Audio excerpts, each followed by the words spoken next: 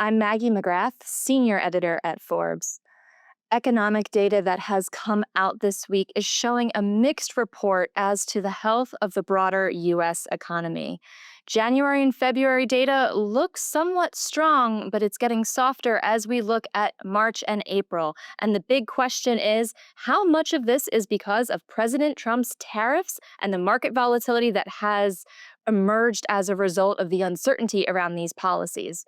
Joining us to discuss all of this is Spencer Hakimian. He is the founder and chief investment officer of hedge fund Tolou Capital Management. He is also a Forbes 30 Under 30 alum. Spencer, thanks so much for coming back. Maggie, good morning. So before we started recording, you and I were talking about some of the data that's come out this week. We've had some jobless claims. We've had a look at first quarter GDP, and we continue to see earnings coming across corporate America. Let's start with GDP. As an investor, what jumped out at you from this report? There's two things that really jumped out at me, and I hate to be the bearer of bad news, but neither of them were so positive in my lens. The first thing was just the headline print, that everyone saw. First quarter GDP contracted by about 0.3% on an annualized basis, and that mostly had to do with the fact that net exports, which is just exports minus imports, had fallen substantially on a rush from American businesses and households to buy some of those imports before this wave of tariffs came into place.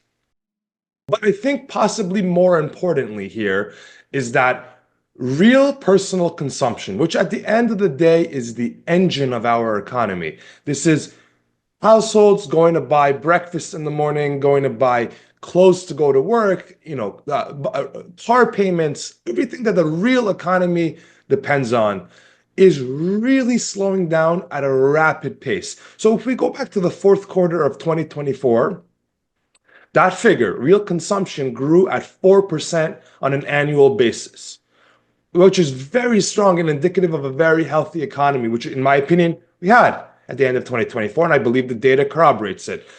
Now, if we go to the first quarter of 2025, that figure has already fallen to only 1.8%.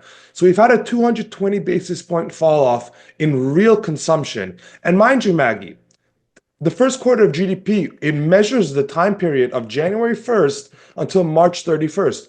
So there were no tariffs in place yet, right? There was no Liberation Day had not happened yet. The auto tariffs came on April 3rd. The Mexican and the Canadian tariffs are still being delayed.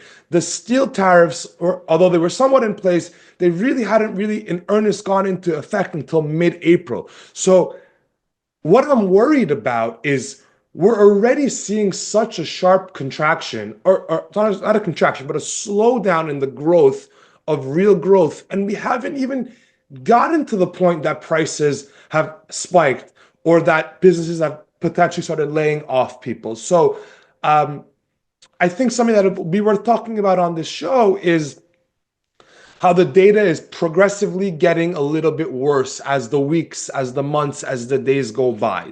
And I think there's a lot of evidence to show it.